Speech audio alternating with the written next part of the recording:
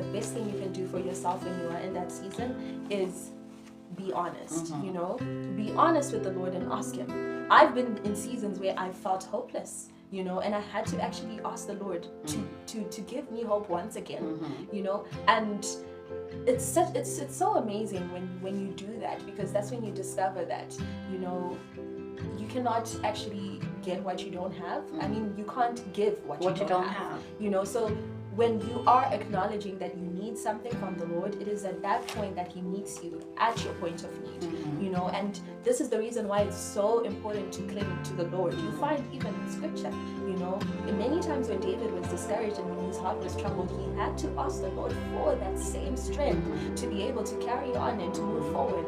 And, you know, that's the beauty, and that's the, you know, that's where our innocence needs to be, you know, demonstrated, especially when it comes to the Lord. It's okay to admit that you don't know what you're doing or where to start or where to go, because it's at that point where you see that, you know, the Lord starts with you. Your end is the Lord's start concerning, you know, concerning your life.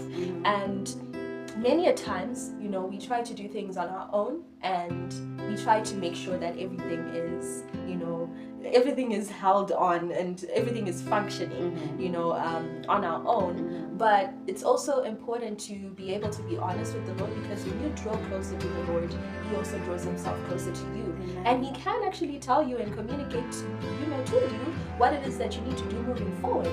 And I think that's the best place that you'd actually want to be in, because when the Lord instructs you, you know for certain that whatever's going to come thereafter is going to be, you know, for your good, you know. So, but when you're trying to hold everything together, even in your season of discouragement, you know, you can't do it. You can't do it on your own. So it's so important to actually go to the Lord and say, look, Lord, I'm hopeless. I don't know where to start.